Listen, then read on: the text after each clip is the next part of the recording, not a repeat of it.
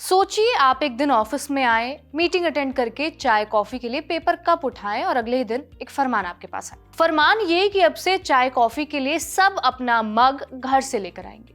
क्यों?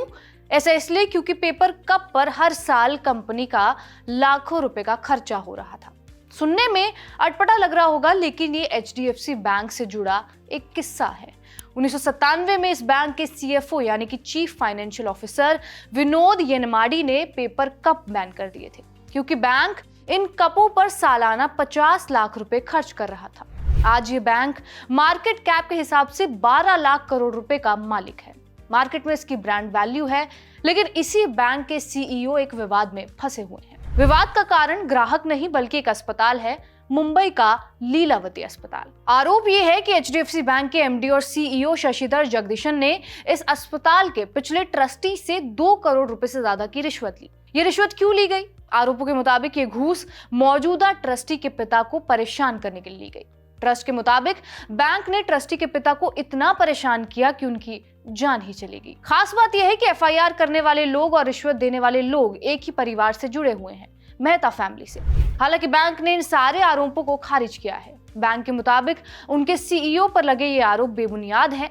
इसके अलावा बैंक कानूनी प्रक्रिया का सामने करने के लिए भी तैयार है। किसने एचडीएफसी बैंक के सीईओ पर ये आरोप लगाए? क्या है ये पूरा मामला? क्या ये मामला 2 परिवारों के आपसी झगड़े का है जिसमें एचडीएफसी बैंक फंस गया है? यही सब जानेंगे खबर गांव की इस वीडियो में। नमस्कार, मेरा नाम है रिया शर्मा और आप देख रहे हैं खबर गांव। 7 जून 2025 को ये खबर आई कि एचडीएफसी बैंक के सीईओ शशिधर जगदीशन के खिलाफ एक एफआईआर दर्ज की गई है। ये एफआईआर लीलावती हॉस्पिटल ट्रस्ट की ओर से दायर की गई थी। इस ट्रस्ट को चलाने वाली मेहता फैमिली ने सीईओ के खिलाफ ये शिकायत दर्ज करवाई। लीलावती ट्रस्ट ने सीईओ और 8 पूर्व बैंक अधिकारियों पर 2.05 करोड़ रुपए के ट्रस्ट फंड में गड़बड़ी का आरोप लगाया। ट्रस्ट का कहना है कि बैंक ने गलत तरीके से फंड का इस्तेमाल किया और ट्रस्ट की संपत्ति पर कब्जा करने की कोशिश की। इसके साथ साथ ट्रस्ट ने यह भी आरोप लगाया कि इसी पैसे का इस्तेमाल पूर्व ट्रस्टी को हरास करने के लिए किया गया। बैंक की इसी लोन वसूली के तरीके की वजह से पूर्व ट्रस्टी की मौत भी हो गई। एफआईआर दर्ज हुई तो एचडीएफसी बैंक का भी जवाब आया। एचडीएफसी बैंक ने अपने सीईओ और अधिकारियों का बचाव किया और बैंक की प्रेस रिलीज के मुताबिक कुछ बेईमान लोग कानूनी प्रक्रिया का गलत इस्तेमाल कर रहे हैं ताकि बैंक की लोन वसूली को रोका जा सके। इसके अलावा लीलावती अस्पताल के ट्रस्टी प्रशांत मेहता और उनके परिवार ने 2 दशकों से ज्यादा तक बैंक का लोन नहीं चुकाया है। बैंक के मुताबिक एचडीएफसी बैंक ने मेहता फैमिली को 1995 में लोन दिया था और ये लोन ब्याज के साथ बढ़कर 65.22 करोड़ रुपए हो चुका है, जिसे अब तक मेहता फैमिली ने नहीं चुकाया है। लेकिन 1995 से लिया हुआ ये लोन अब तक क्यों नहीं चुकाया गया? इसका जवाब जानने के लिए हमें थोड़ा मेहता परिवार के बारे में जानना होगा। शुरुआत होती है लीलावती अस्पताल के ट्रस्ट से ही। इसे कीर्तिलाल मेहता ने 1997 में बनाया। इसी के जरिए लीलावती अस्पताल की स्थापना की गई। 1944 में उन्होंने मुंबई में ब्यूटीफुल डायमंड्स नाम से हीरे के बिजनेस की शुरुआत की थी और इस कंपनी का नाम बाद में बदलकर स्प्लेंडर जेम्स लिमिटेड रख दिया गया था। इस कंपनी के मालिक किशोर मेहता थे। 1995 में उन्होंने इसी बिजनेस के लिए एचडीएफसी बैंक से 12.5 करोड़ रुपए का लोन लिया। कुछ समय बाद किशोर मेहता के छोटे भाई विजय मेहता भी इस ट्रस्ट के साथ जुड़ गए। विजय मेहता ने 2003 में पूरे ट्रस्ट का कंट्रोल अपने हाथों में ले लिया। आरोप ये लगे कि किशोर मेहता उस समय विदेश में इलाज करवाने गए थे और इसी दौरान विजय मेहता और उनके परिवार ने ट्रस्ट के मेंबर्स के फेक साइन किए और ट्रस्ट का कंट्रोल अपने हाथों में ले लिया। 2004 में किशोर मेहता ने ट्रस्ट से कंट्रोल खो दिया और उसके बाद स्प्लेंडर जेम्स कंपनी को डिफॉल्टर घोषित किया गया। एचडीएफसी बैंक ने इसकी शिकायत डीआरटी यानी कि डेट रिकवरी ट्रिब्यूनल में की। डीआरटी ने कंपनी को आदेश देते हुए कहा कि उनके 14.74 करोड़ रुपए ड्यू है और बात किशोर मेहता को अरेस्ट करने तक जा पहुंची। जब ये बात यहां तक पहुंची तो उन्होंने बॉम्बे हाई कोर्ट में इसके खिलाफ याचिका दायर की। अरेस्ट पॉज हुआ।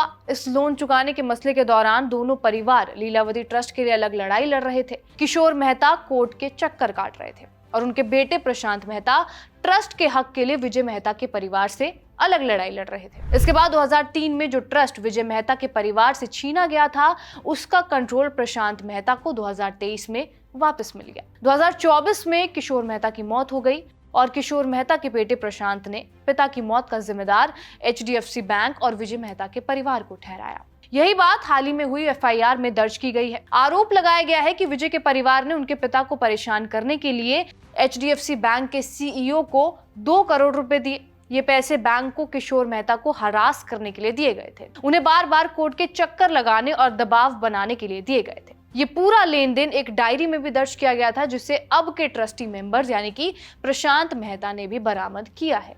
इसके अलावा 2024 में लीलावती ट्रस्ट की ओर से चारूबेन मेहता ने एचडीएफसी बैंक के सीईओ शशिधर जगदीशन को एक चिट्ठी भी लिखी थी। इस चिट्ठी में उन्होंने किशोर मेहता के साथ हुए बर्ताव के बारे में लिखा।